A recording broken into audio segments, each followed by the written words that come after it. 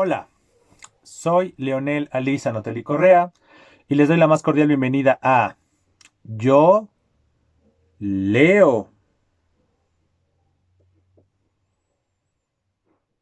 En este lunes de literatura vamos a tratar el tema de la antigüedad clásica. Pues, sin más preámbulo, comencemos. El germen de toda nuestra cultura occidental, insisto, tiene lugar en Grecia aproximadamente entre el siglo 7 y el siglo 8 antes de nuestra era, es cuando surge estas ideas y estos estilos que hoy en día seguimos viviendo, seguimos disfrutando, ¿correcto? Es decir, la literatura y todo lo que implica la literatura. Entonces, uno de los primeros elementos, no voy a ir de manera cronológica ni nada por el estilo, o sea, nada más tengan en mente esto, ¿no? La antigüedad clásica, desde una perspectiva literaria, tiene su origen aproximadamente entre el siglo 7 y el siglo 8, o hablando de manera propia, entre el siglo 8 y el siglo 7 antes de nuestra era. ¿Correcto? Aproximadamente entre el 800 y 900 antes de nuestra era surge toda esta cultura de comenzar a expresar con ciertas características las historias, ¿correcto? Entonces, ¿cuál es una de estas aristas que tiene la literatura antigua clásica? Una de ellas es la épica, ¿correcto? Ejemplificada con un género, o mejor dicho, un subgénero literario conocido como la epopeya. ¿Qué es la epopeya? En esencia, son historias protagonizadas por héroes, ¿correcto? Es decir, es a lo largo de la historia, a lo largo del relato, nos van diciendo las travesías y todas las acciones protagonizadas por un héroe, ¿correcto? Es decir, ¿y qué es un héroe? Entonces, en esencia, un héroe es todo personaje o todo grupo de personas que representan los valores de la colectividad, ¿correcto? Es decir, todas las tribus, todas las civilizaciones tienen de manera evidente, de manera implícita o de manera explícita, pues tienen un código de conducta, tienen un tronco, un eje que rige precisamente su forma de ver y vivir la vida. Entonces, precisamente ese eje, ese conjunto de valores, ese conjunto de virtudes, precisamente van a ser la esencia y la base de estos personajes, ¿correcto? Y entonces a lo largo de todas sus aventuras, por denominarlas así, o de todas sus travesías, precisamente van a ir ejemplificando por medio de las acciones y algunas veces por medio de sus palabras, este conjunto de valores colectivos. ¿Cuál es la intención en esencia de la épica y de la epopeya? En esencia tiene dos funciones la épica y en consecuencia las historias de la epopeya. ¿Cuáles son esas dos características esenciales? Muy fácil. La primera es contar los relatos del origen de esta civilización. No es que sea algo mitológico, porque si recordamos, lo mitológico, que ahorita lo vamos a tocar precisamente en unos minutos, lo mitológico tiene un origen divino, habla de dioses, pero muchas veces también hay intervención de personas reales, ¿correcto? Y entonces, esas historias donde se ve la intervención de alguna conquista o haber defendido de buena manera la patria, etcétera, precisamente son la primera intención de las epopeyas, contarnos la historia de un personaje heroico que defendió los valores de la colectividad y que se ve reflejado en algo político, en algo, por decirlo así, geográfico, la conquista de un lugar o defender un lugar para que no fuera conquistado. Esa es la primera intención, por decirlo así, de la épica. La segunda intención es precisamente algo ejemplar. Usar a este personaje heroico como un ejemplo a seguir, no en el sentido de todo el tiempo estar peleando, todo el tiempo estar combatiendo en contra de los enemigos políticos o armamentísticos, no, sino en el sentido también ético y moral de la cultura. Es decir, los valores que representa el héroe normalmente sí son de tendencia, por decirlo así, armamentística, estratégica y demás. Pero detrás de esa estrategia armamentística hay un valor ético y moral, es decir, la honestidad, la solidaridad, el, la, el respeto, etcétera. Se podría enumerar una serie de virtudes y de valores. justamente eso también quiere enaltecer las epopeyas. No solamente las peleas, los triunfos de ciertos personajes y en consecuencia de ciertas culturas. No, para nada. También es enaltecer las virtudes que hay detrás de esos grandes personajes. Entonces, ahí tenemos. Hoy en día, esas mismos tipos de historias las seguimos viendo hoy en día con los superhéroes. ¿Correcto? Los superhéroes reflejan y representan ciertos valores. El valor de la justicia, el valor de la honestidad, el valor de la responsabilidad, etcétera, etcétera, etcétera. Entonces, ahí lo seguimos viendo. Entonces, precisamente, esa es la intención de la épica y en consecuencia de las epopeyas. ¿Cuáles son las dos grandes epopeyas que son escritas en la antigüedad clásica? Son dos historias que precisamente se caracterizan por ello, por tener protagonistas muy específicos que representan estos valores de la colectividad. Ambas historias, según la tradición, fueron escritas por el mismo poeta, que es Homero. ¿Qué poemas escribió? ¿Qué obras escribió este gran poeta? Que obviamente él no las inventó ni nada por el estilo, está basado en hechos reales y en la larga tradición oral. No olvidemos que la literatura tiene su origen en la tradición oral. Personas que iban contando de generación en generación las historias y en algún momento este personaje que se denomina Homero lo pasó al verso y a toda la estructura que hoy mismo y hoy en día podemos seguir leyendo y de una u otra manera lo seguimos viendo de manera indirecta por medio de la parodia o por medio de la tradición que les he mencionado a lo largo de estos videos. El primero de estos cantos épicos o de estas primeras epopeyas es la Ilíada. ¿Correcto?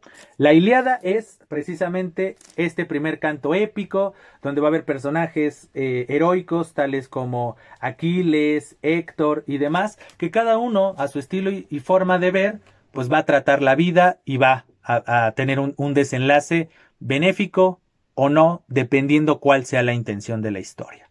La otra gran épica o la otra gran epopeya de la cultura clásica griega es la Odisea. ¿Correcto? La Odisea, como lo pueden inferir a partir de su nombre, toma su nombre del protagonista, que es Odiseo. Precisamente, Odiseo regresa de esta historia, que es la famosa guerra de Troya. Él va a regresar, ya ganó, ya triunfó, ya encabezó al ejército, ya triunfó en este aspecto armamentístico y militar.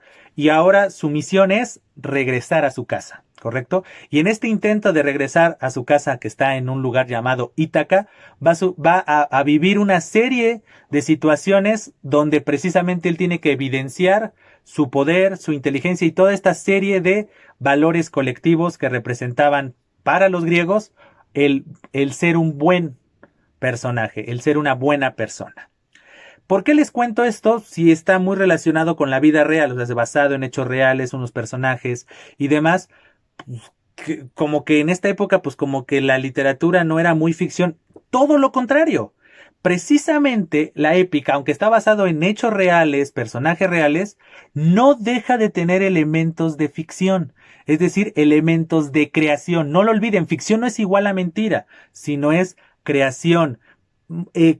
Moldear las palabras, moldear la historia de cierta manera para que por un lado sea verosímil y por el otro lado genere algo en el espectador, genere algo en el público. En este caso podría ser el escucha o el lector.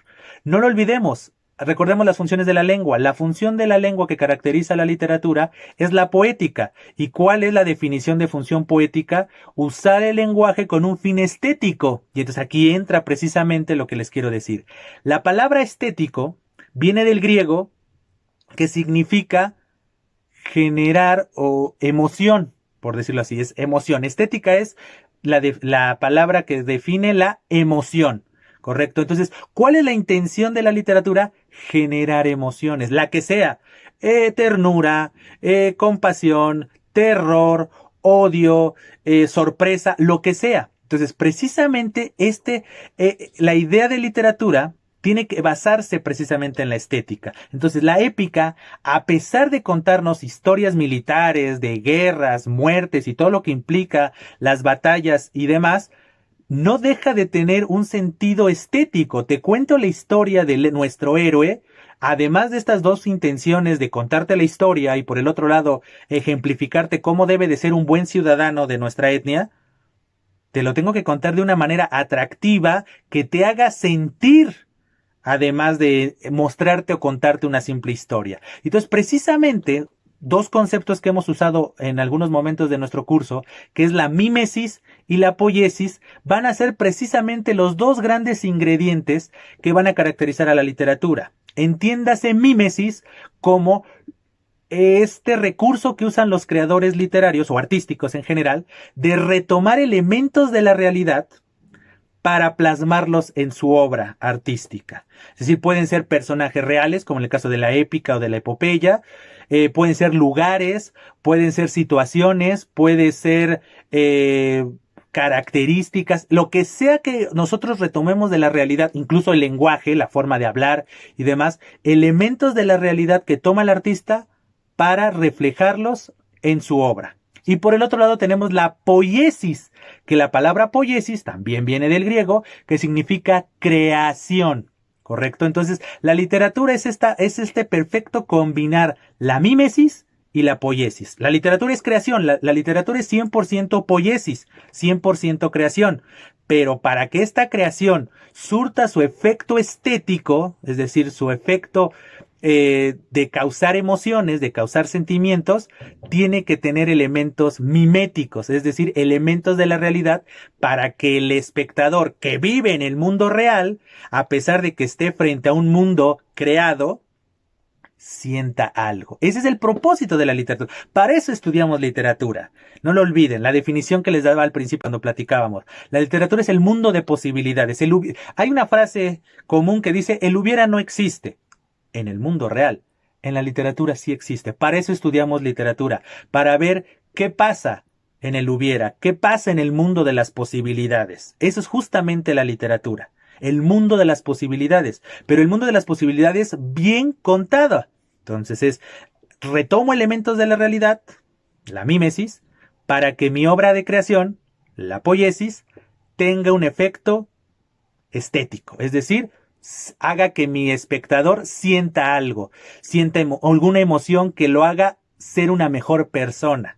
Esa es la intención profunda de la literatura. Como ven, el origen de la literatura, el origen de nuestra civilización occidental, tiene eso. Obviamente hay otras disciplinas, está la filosofía, que es la madre de las demás ciencias hoy denominadas exactas y demás. Es eso, es reflexionar, es hacer que seamos más sensibles a nuestro mundo y en consecuencia a nuestro entorno, a nuestro alrededor. La literatura es exactamente lo mismo, solamente que su herramienta es la poiesis, es decir, la creación, el mundo de los hubiera, el mundo de las posibilidades. Ya que en el mundo real no existe este hubiera, no existen estas posibilidades pragmáticamente hablando, pues precisamente el creador de obras literarias va a tomar ese mundo de posibilidades, esos hubieras, eso que puede ser y no puede ser, y lo plasma en una obra. ¿Correcto? Y entonces justamente toda esta reflexión, que en algún momento alguien se dio cuenta de por qué estas historias nos llegan tanto, entonces alguien se puso a analizar los por qué la literatura, cuáles son sus mecanismos, qué nos causa, qué es lo que nos debe de causar y demás, justamente cayó en las manos de un gran pensador. ¿Quién es este gran pensador? Aristóteles. Tenemos a Aristóteles. Aristóteles, justamente, dentro de sus lecciones, está una lección denominada o conocida como la poética. Y como les acabo de decir, poética es poiesis, creación. Pues, a lo largo de esta gran disertación que hace Aristóteles, menciona precisamente lo que les estoy comentando. La importancia de la creación como un mecanismo para hacernos sentir cosas. Entonces, partiendo de este hecho, vamos a hablar del siguiente aspecto literario en la antigüedad clásica, que es el teatro. Un género que nosotros conocemos a la perfección, ya sea porque nosotros hemos ido al teatro, o bien porque vemos series televisivas, vemos telenovelas o vemos películas. El teatro, precisamente, ¿en qué consiste? En este intercambio de diálogos y una serie de acciones que nos van a ir contando la historia. No es una voz como ocurre tal vez en la narrativa o como ocurre en la épica, que es el origen precisamente del género narrativo, que es una voz que nos va contando lo que ocurre y entonces nosotros nada más vamos siguiendo esa voz. El teatro no. El teatro, como se los mencionaba en anteriores videos, su intención es la representación. El texto teatral no tiene como intención la lectura, sino la representación. Es decir, que la historia nos la cuenten los mismos personajes por medio de sus acciones y de sus palabras. Entonces, justamente este género no nació de la nada, fue producto de una evolución. Aproximadamente en el siglo V, en el siglo VI, entre el siglo VI y el siglo V, antes de nuestra era, surge una evolución de la lírica. Como yo les decía, el origen de la literatura es la lírica, es decir, la poesía. ¿Por qué? Porque la lírica, al ser versos, al ser breve, al ser musical, pues facilita la memorización. Es decir, no olvidemos que la literatura oral es fundamental en la historia. Entonces, la mejor forma de aprenderte una historia, pues es aprendértela por medio de estas cancioncillas, por decirlo así. No olvidemos que la lírica es eso, ¿no? Es decir, tiene es más breve, cada una de las líneas, es decir, los versos, tiene un ritmo y demás, pues que facilita su memorización, al contrario de saberte de manera detallada toda una historia. Que yo les dijera, apréndanse de memoria el Quijote, pues les costaría muchos años, mientras que si yo les solicitaría que se aprendieran una canción, les va a costar menos tiempo. Entonces, precisamente, la lírica facilitaba esto. Y entonces, la lírica, que es el germen de la literatura, va evolucionando. ¿Y cómo va evolucionando? Muy fácil. Había un dios en la cultura griega que era Dionisio. Y entonces cada vez que llegaba su fecha de, de agradecerle las bondades que le había servido al pueblo, pues le hacían cantos, o sea, cantos, es decir, canciones, en donde le agradecían y le pedían que siguiera ejerciendo su poder en beneficio del pueblo. Y en un momento, y en algún momento, estos cantos dionisíacos, como se le conocían, fueron evolucionando. Y en vez de simple y llanamente ser una historia que fuera de grandeza al dios y donde alguien platicaba las bondades que había tenido Dionisio con él a lo largo del año, alguien comenzó a decir, ¿por qué no mejor le rindo pleitesía al dios por medio de una representación?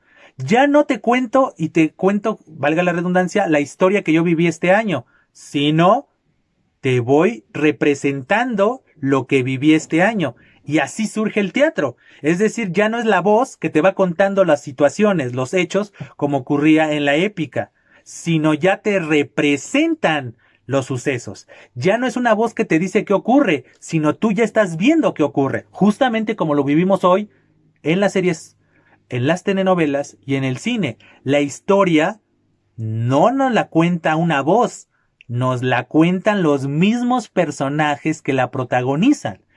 Entonces, dentro de este marco, entonces tenemos a un gran autor que es el que ya le da más sentido a esta nueva forma de expresión, que es el arte literario dialogado. Y este gran autor es Esquilo. ¿Correcto? Aquí tenemos a Esquilo. Esquilo es precisamente este escritor que revoluciona esta forma. Es decir, ya existía, obviamente había precursores de él, que fueron evolucionando la poesía a la representación, pero Esquilo ya le da un mayor sentido, un sentido ya un poco más consciente. Obviamente sus primeras obras eran aburridísimas, porque eran dos personas hablando de situaciones, y era por horas, ¿no? Horas y horas de alguien estar hablando de lo que había vivido y demás. No tenía una estructura, no tenía una historia bien, valga la redundancia, bien estructurada, con un planteamiento, un nudo, un clímax, un desenlace, todo lo que hemos visto a lo largo del curso. No, para nada. Entonces, pues obviamente poco a poco fue evolucionando y el mismo Esquilo encontró la forma. Correcto, descubrió la estructura de la épica, de este planteamiento, nudo, clímax, desenlace, y lo supo aplicar de buena manera en el teatro. Y entonces, él, junto con otros autores, crea un subgénero que ha trascendido a lo largo de los siglos, que es la tragedia. Y entonces, en la cultura griega tenemos a los denominados tres grandes trágicos. Ahorita les voy a decir qué es la tragedia, pero primero les menciono quiénes son estos tres grandes trágicos. El primero, obviamente, es Esquilo, ¿correcto? Esquilo escribe una serie de historias que ahorita les voy a decir sus características, ¿correcto? Que coinciden con la de los otros dos grandes trágicos a mencionar. El segundo grande trágico, o el gran trágico, es el buen Sófocles, ¿correcto? No quería equivocarme.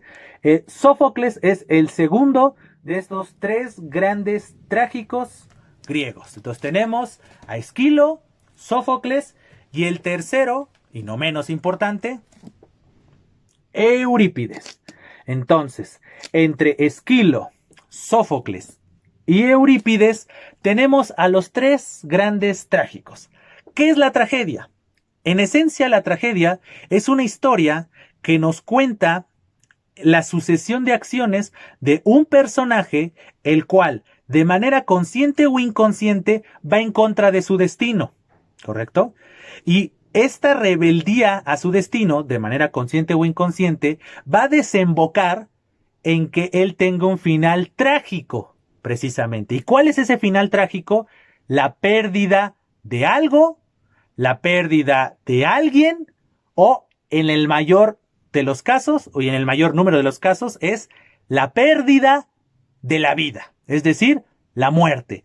La inmensa mayoría de tragedias termina con la muerte del protagonista, quien a lo largo de la historia, de manera, insisto, consciente o inconsciente, se reveló a su destino.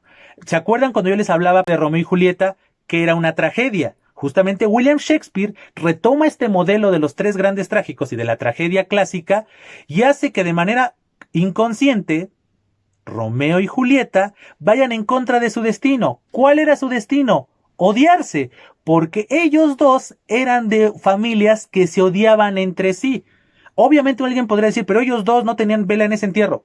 Su destino era odiarse porque eran de familias rivales. En el momento en el que ellos se enamoran, aunque sea un amor puro, ellos están yendo en contra de su destino. Y por esa acción y otra serie de acciones que también evidencian una rebeldía hacia su destino, su final es trágico. Su final es la pérdida. En el caso de Romeo y Julieta es la pérdida de la propia vida y en consecuencia la pérdida de la oportunidad de estar con el otro en el mundo terrenal. Obviamente su amor, como era puro, pues trascendió y su amor es espiritual, platónicamente hablando.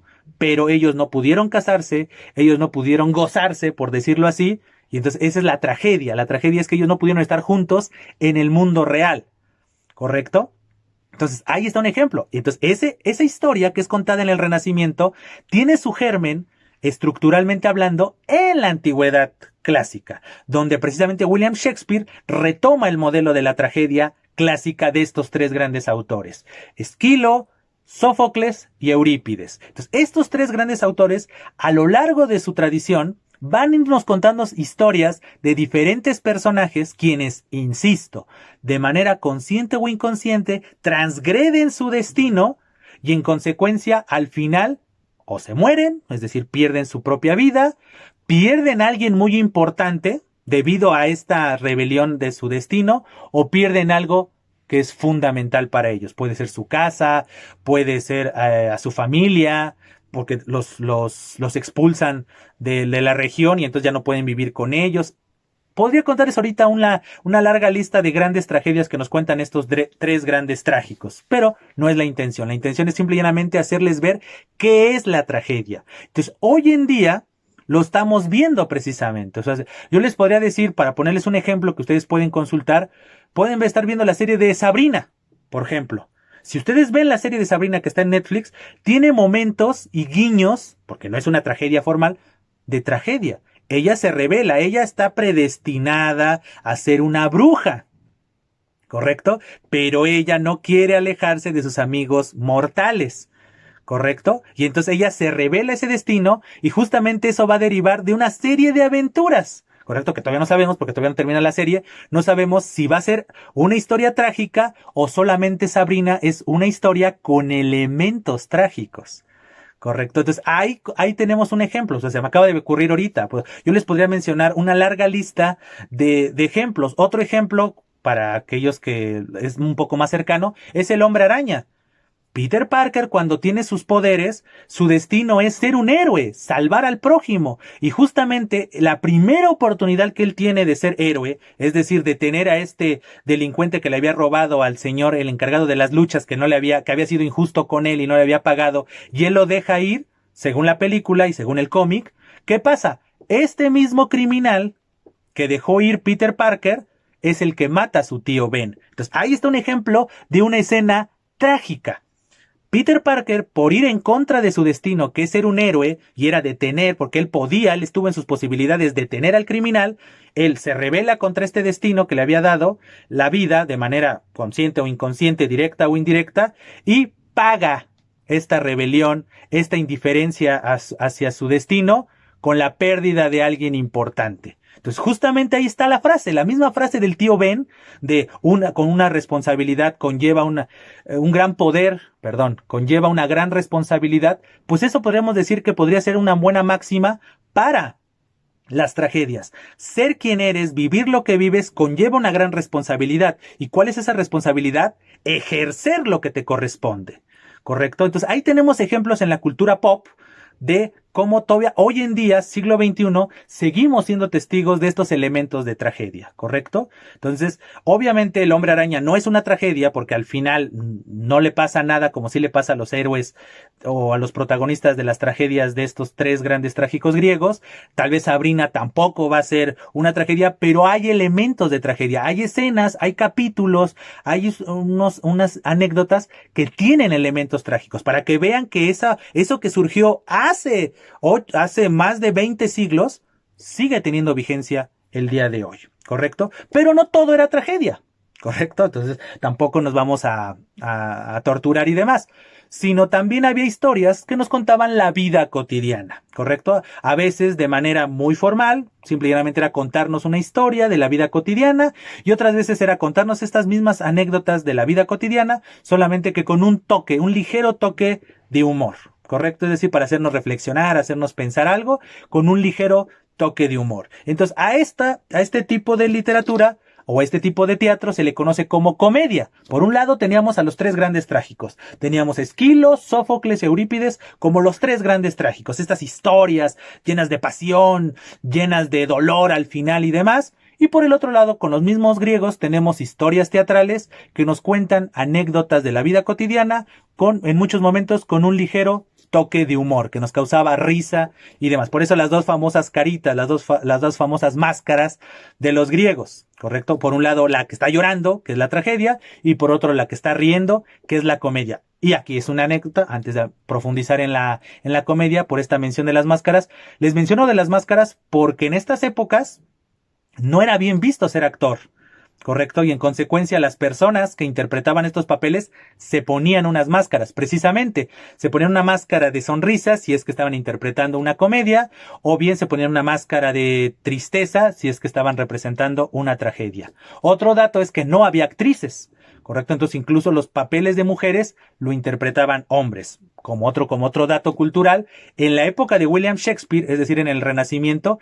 el teatro isabelino tampoco tenía actrices. Justamente siguiendo el modelo griego, no había actrices. Entonces, imagínense la escena del beso de Romeo y Julieta. Era protagonizada por dos hombres. Normalmente el hombre que representaba a las mujeres, pues era alguien muy joven, porque no tenía barba, ni nada por el estilo, ni facciones muy bien marcadas, características, entre comillas, de lo masculino. Entonces, esa tradición griega de la época clásica de que no hubiera actrices e incluso en las mujeres no se les permitía ir a las representaciones teatrales ni nada por el estilo. Entonces era algo muy de hombres. Entonces por eso de ahí que siempre se cuenten historias protagonizadas por hombres y demás, porque hoy que estamos en una cultura y unas teorías de género, pues muchas veces leemos estas historias de la antigüedad y como que nos llama la atención de ¿y por qué las mujeres cumplían un rol muy específico que no era lo gran protagonista? O si eran protagonistas, pero tenían como una visión más clara hacia lo masculino. ¿Por qué? Porque precisamente estas historias eran escritas por hombres, para hombres y representados por hombres. Aunque, insisto, la mujer fuera una protagonista. Por ejemplo, está la tragedia de Electra y cosas por el estilo, que es la gran protagonista y demás, pero estaba pensado para hacer esta reflexión y esta catarsis, por denominarla así, hacia los hombres. Pero bueno, después de los paréntesis de decirles que no había mujeres actrices y en consecuencia tampoco había espectadores mujeres, sino eso poco a poco se fue cambiando a lo largo de los siglos, regreso a la otra cara de la moneda del teatro. Por un lado tenemos la máscara de la cara triste, que es la tragedia, pero por el otro lado tenemos la cara sonriente de la comedia. Estas historias que nos cuentan anécdotas de la vida cotidiana con un ligero toque de humor. Tenemos a dos grandes autores de las comedias en la antigüedad clásica, que es, por un lado, el buen, como aquí podemos ver, Aristófanes. Aristófanes es uno de los grandes escritores de la comedia griega, ¿correcto? Entonces tenemos al buen, que quiero que se vea bien, Aristófanes, ¿correcto? Aristófanes es un gran comediante, ¿correcto? Y entonces justamente toca con estos ligeros momentos de humor, toca la vida cotidiana de sus personajes. Y por el otro lado tenemos a otra serie de grandes autores de comedia y demás. Como recordarán, ahorita les estoy hablando de los griegos porque ellos eran la potencia mundial y en consecuencia cultural de esta época. Recuerden que los griegos conquistan a los romanos y en consecuencia en algún momento a lo largo de los siglos los romanos comienzan ellos a tomar su fuerza y entonces ellos toman la batuta de ser la potencia mundial, pero en el aspecto literario y cultural pues no trascienden tanto en este aspecto ni de la épica. En la épica pues tenemos a Virgilio con la Eneida, que es muy parecida a la Odisea.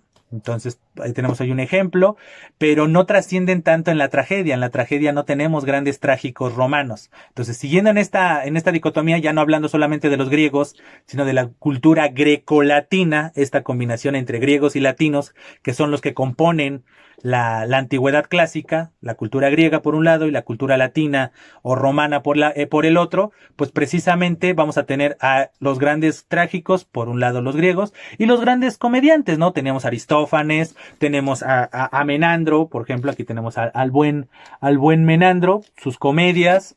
Por el otro lado tenemos al buen Plauto, ¿no? Por ejemplo, Aristófanes y Menandro son del mundo griego, pero, y como les digo, en el mundo romano no había tan buenos trágicos, entonces ellos le dieron más énfasis a la comedia. Entonces tenemos a uno de los mayores representantes, tenemos a dos grandes representantes del teatro romano, que imitan a la gran comedia, al gran teatro griego, principalmente en el elemento cómico o de la comedia. Tenemos por un lado al buen Plauto, no confundir con Platón, escuchen bien y vean bien el nombre, Plauto. Entonces tenemos a Plauto en el mundo latino y por el otro lado tenemos a Terencio.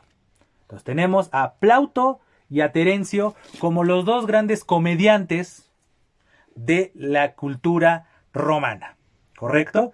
Entonces aquí tenemos estos dos aspectos. Tenemos por un lado la cultura épica, que en el caso de los griegos tenemos la Ilíada y la Odisea, en el caso de los romanos tenemos la Eneida, escrita por Virgilio, y tenemos ese lado de la épica. Y por el otro lado tenemos lo dramático, es decir, el teatro. Entonces, por un lado tenemos a los griegos con la gran exposición de la tragedia. Entonces tenemos a Esquilo, Sófocles y Eurípides, los tres grandes trágicos, pero como les decía, el teatro no solamente era tragedia, historias llenas de desgarro y de emociones, pérdidas y demás al final, tristeza y llanto en consecuencia al final, sino también teníamos comedia y por lo tanto tenemos a Aristófanes y Menandro por el lado de la comedia.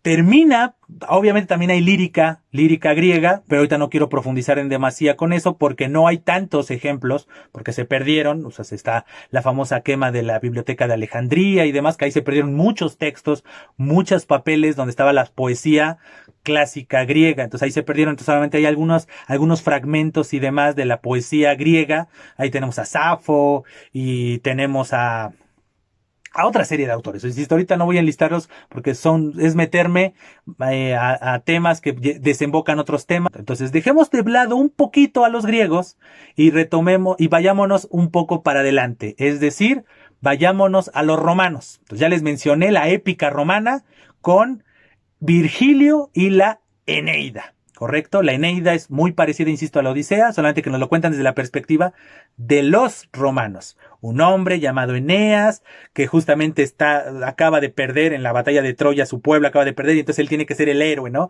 Cómo sobreponerse después de haber perdido la guerra, y nos cuentan toda su travesía, ¿correcto?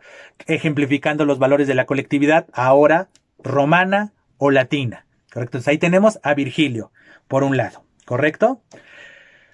También les acabo de mencionar a los dos grandes comediantes, a los dos grandes comediantes latinos, ¿correcto? Por un lado, al bueno de Plauto, y por el otro lado, al bueno de Terencio. Plauto y Terencio son los grandes comediantes, es decir, nos cuentan las historias del pueblo con estos toques cómicos, es decir, graciosos.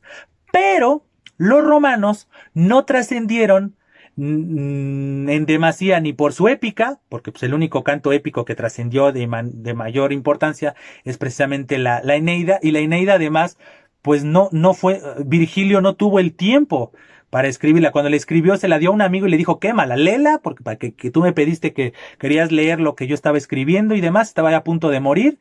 Le dijo, pues bueno, te lo doy, pero te pido un favor, quémalo. Después de que lo termines de leer, quémalo porque pues no está bien. No tuve el tiempo en la vida para poder estructurarlo de manera perfecta. Su amigo lo lee, coincide con el fallecimiento de Virgilio y su amigo no le obedece, no quema la historia, no la desaparece, la publica y pues Virgilio justamente, él ya había trascendido por otras circunstancias, por otras obras, pero no por la Eneida, y entonces conocen esta historia épica. Pero insisto, comparada con la Ilíada y la Odisea, pues no tienen tanta resonancia, ¿correcto? También en el mundo del teatro no tiene tanta resonancia las creaciones ni de Terencio ni de Plauto. Tienen cierta importancia porque van a ser retomadas en la Edad Media y después van a ser retomadas en el Renacimiento, sí, pero no con tanta resonancia como los dramaturgos griegos, ¿correcto? Pero en donde sí va a trascender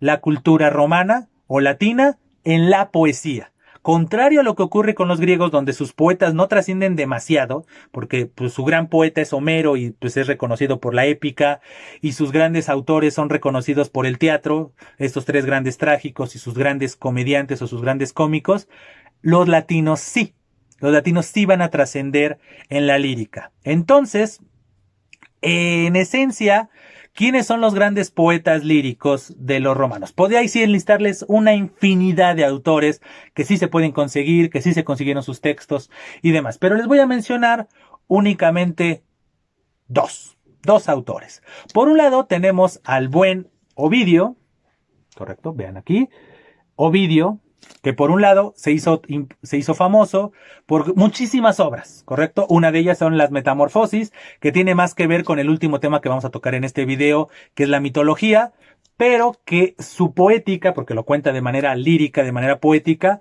trasciende. Entonces, por un lado tenemos las Metamorfosis de Ovidio. De este mismo Ovidio tenemos un libro fundamental que no podemos entender, el amor cortés, no podemos incluso entender muchas cosas del presente hoy y demás del amor carnal, no el amor espiritual, el amor platónico que busca la trascendencia, no, eso no, sino el amor carnal, el amor momentáneo, el amor de nada, no lo podemos entender sin esta obra, El arte de amar.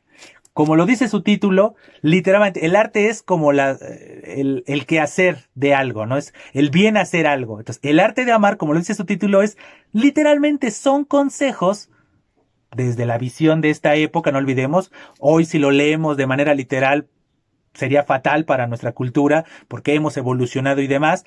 Pero muchos de los elementos que tiene esta obra hablan de eso, de cómo conquistar mujeres, qué hacer. Son 3 libros, está compuesto de 3 capítulos, por decirlo así, 3 grandes libros, 3 grandes partes, donde te va diciendo cómo conseguir a la mujer, cómo conquistarla, y literalmente al final es como un Kama Sutra romano. ¿Qué es lo que hacer? Ya la lograste visualizar, ya la lograste conquistar, ya la lograste llevar a la cama, pues ahora te digo más o menos qué tienes que hacer, cuáles son cierta información que tienes que saber en el momento de realizar ese acto de amar. Entonces, de eso trata, o sea, literalmente es el arte de conquistar mujeres. Obviamente lo hace desde un hombre dirigido a hombres, ¿correcto? Yo siempre recomiendo que todo mundo lea este libro, no en el afán de ser un Don Juan y un conquistador, sino para, por un lado, ver la cultura latina, que este mismo texto tuvo repercusión en la Edad Media, porque el amor cortés no se entiende sin este libro. Correcto, el arte de amar de Ovidio es el gran potencializador de la educación sentimental de los medievales. Y ese mismo libro, llevado hoy en día, te va enseñando que las formas de muchas personas en este acto de acercarse a la persona que nos atrae, a nuestro crush o senpai, como cada quien maneje su cultura, no ha cambiado a lo largo de los siglos. Absolutamente no ha cambiado. Sigue habiendo ciertas cosas que la gente sigue repitiendo. ¿Por qué? Porque ya es parte de nuestra cultura. Entonces, chicas, ¿no quieren ser conquistadas por un patán y quieren saber que un patán está haciendo un patán? Lean el arte de amar. Chicos, ¿quieren más o menos saber cómo acercarse a esa persona especial? O mismas chicas quieren saber cómo acercarse a esa persona especial de manera inteligente, sin pretender ser un patán o una patana. El arte de amar de Ovidio. Así de simple, así de sencillo. Es decir, hay ciertas cosas que son parte de nuestra cultura y el arte de amar es una de ellas. Entonces, aquí tenemos a un autor, Ovidio, ¿no? Insisto, yo podría mencionarles infinidad de sus obras, podría mencionarles Los Tristes y demás. Ovidio es un poeta y un pensador latino o romano, como lo quieran decir, importante. ¿Y quién es el otro poeta que importa y que trasciende? Horacio. ¿Correcto? Horacio es otro gran poeta que trasciende, ¿correcto? Con obras, precisamente obras satíricas, como lo pueden ver aquí, sus epístolas que son muy importantes, y finalmente su arte poética. Entonces, este autor, junto con otras, aquí tengo más para presumirles y presentarles, aquí tenemos, ¿no? Sus odas y sus épodos.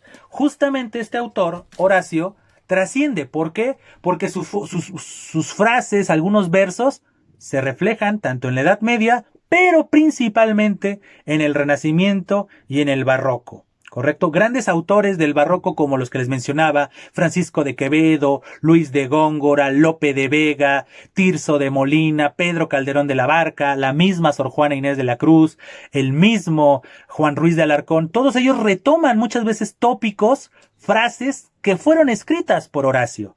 Muchas frases que hoy en día usamos, como el Beatus Ille, el Vive el solo pro hoy y demás, surgieron precisamente con Horacio. Entonces ahí tenemos la importancia y la resonancia que tiene un autor, quien escribió, reflexionó, analizó y demás, y trascendió, ¿correcto? Entonces, como ven, aquí tenemos esos tres grandes géneros literarios. Tenemos la épica, que está más relacionado con lo narrativo, pues de contar historias, y normalmente la épica pues se maneja con personajes que quieren ser ejemplares y evidenciar los elementos culturales y los valores de esta colectividad. Por el otro lado tenemos el género dramático o teatral, lo tenemos con la tragedia y la comedia, después ya fue evolucionando y hubo otros subgéneros, y tenemos la lírica, ¿correcto? La lírica ya puntual. La epopeya era lírica en sus orígenes, pero después evolucionó y se transformó en el género narrativo que hoy conocemos, dígase novelas, cuentos, fábulas y demás. Entonces tenemos los tres grandes géneros: la épica o narrativa, la dramática y la lírica. Tenemos esos tres grandes géneros. ¿Cuándo surgieron en Occidente? En la antigüedad clásica y principalmente en la cultura griega. Pero la literatura tiene un origen mayor, ¿correcto?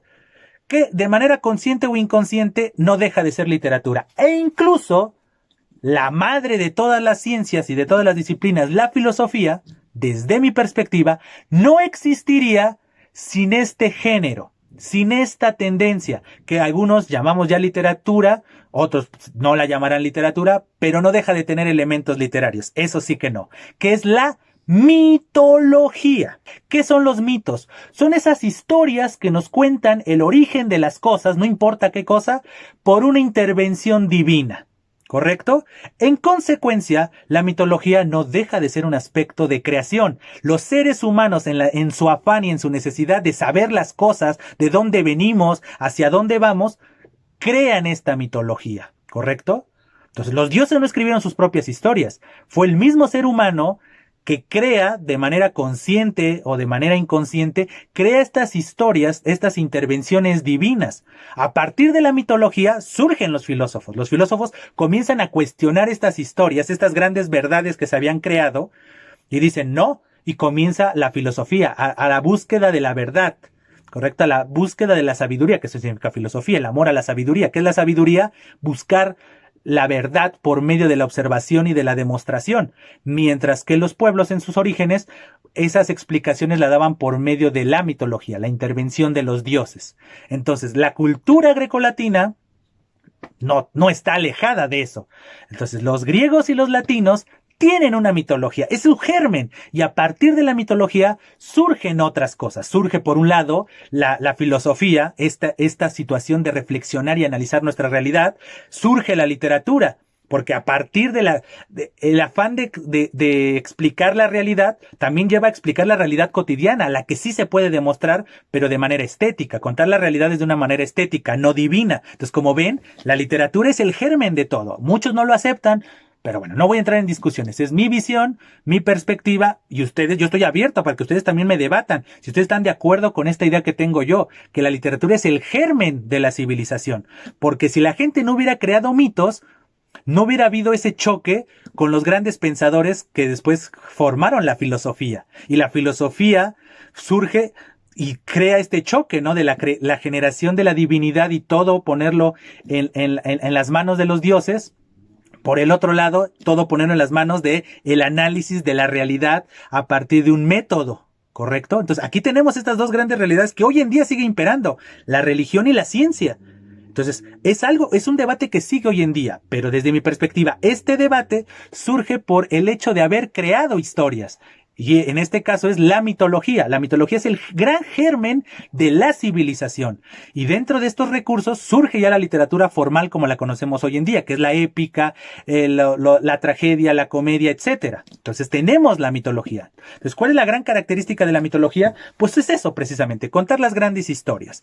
En el aspecto de los griegos, que es donde tenemos mayor fiabilidad de su mitología, pues tenemos una gran obra. ¿Correcto? Que ejemplifica toda esta mitología. Escrita por un hombre llamado Hesíodo y su libro se llama La Teogonía. ¿Correcto? La teogonía es justamente la historia de cómo surgió cada uno de los dioses, porque nada viene de la nada, incluso los dioses. Entonces, no olvidemos que la literatura, la cultura grecolatina, pues era politeísta, tenía muchos dioses. Entonces, precisamente Hesíodo se toma el tiempo para escribir la historia de la creación de cada uno de estos dioses y nos dice como su árbol genealógico, ¿no? Quién es el mayor dios y con quién se juntó para generar otro dios y así sucesivamente. El árbol genealógico de toda la teogonía, la historia de los dioses y demás de la cultura griega. Obviamente hay muchas obras. Yo les mencionaba las Metamorfosis de Ovidio, pues precisamente trata de eso. Trata de ciertos elementos mitológicos. Entonces, como podemos ver, aquí está toda la cultura. ¿Cuál es el germen, desde mi perspectiva, de nuestra cultura occidental y en consecuencia de la literatura occidental? La mitología. La humanidad tuvo la necesidad de crear historias de su origen. Y entonces se valió de los dioses. En el momento de ya haber ejercido este tronco de la creación y las divinidades, ejerció esos mismos recursos de creación hacia la creación de historias que reflejaran la vida cotidiana, ya no por intervención divina ni nada por decirlo, aunque hay muchas historias en la antigüedad clásica griega y en la antigüedad clásica romana que sigue habiendo la intervención de los dioses, aunque ya no de una manera tan protagónica como surge en la mitología. Pero ahí está, el germen de la literatura es la mitología, esta necesidad de contar historias para entender nuestra realidad, ya sea por la intervención divina, dígase mitología, o desde una perspectiva estética, atractiva, que es la mera y simple literatura como la conocemos hoy en día. Entonces, como ven, esa es la historia de la literatura. Tiene su germen en la necesidad de explicar la realidad. Como se los he dicho, la literatura es el maravilloso mundo de las posibilidades. Se dice, y siempre lo he referido y lo repito, siempre se ha dicho que el hubiera no existe. Y mi respuesta ante esa afirmación es: para eso estudiamos literatura, para eso leemos literatura, para darle voz al hubiera, para leer el mundo de posibilidades. Nosotros vivimos una realidad y tomamos una determinación, pero siempre en algún momento nos cuestionamos. ¿Qué hubiera pasado? ¿Qué situación hubiera ocurrido si hubiera elegido otro camino? Esa es la literatura, precisamente. Darle la voz, estudiar el mundo de los hubiera y el mundo de las posibilidades. Eso es, reflejar la realidad de una manera posible, de una manera viable, pero que por X o Y circunstancia no se hizo en el mundo real, o que se puede hacer en el mundo real. Pero insisto, la palabra está clave, se puede. Entonces, en síntesis, la literatura es eso, el mundo de las posibilidades, el darle voz al hubiera. Pues bien, espero que este video en el que tocamos el tema de la antigüedad clásica haya sido de su gusto, pero sobre todo de su utilidad. Como siempre, antes de despedirme, les hago la cordial invitación a que se suscriban al canal, a que lo compartan en sus redes sociales, es decir, compartan ya sea este video o cualquiera de los otros que se han subido. A su vez, les hago la cordial invitación para que comenten, ya sea qué les pareció este video, qué otros autores, qué otras obras conocen de este periodo, o bien hagan sugerencias sobre temas, autores, perspectivas o todo aquello que le abone a este proyecto. Por otro lado, también les hago la cordial invitación a que me sigan en mis distintas redes sociales, dígase Facebook, Instagram y Twitter, las cuales podemos usar como un canal ciertamente de comunicación para que me hagan sus observaciones, sus críticas, sus sugerencias e insisto, todo aquello que le abone a este proyecto. Ahora sí, sin nada más que agregar por el momento, les agradezco su presencia y les digo, estamos en comunicación. Hasta siempre.